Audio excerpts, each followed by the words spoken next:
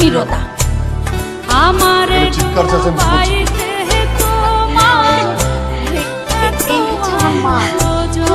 আর আমার ভাই ভাবি আর আমার বড় বোনের ছেলে আর এই যে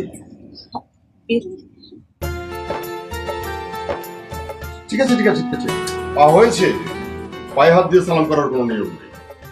বাবাজি এইটা হলো আমগো গ্রামের রীতি, পায়ে ধইরা সালাম করা একটা আদব কায়দার মধ্যে পড়ে।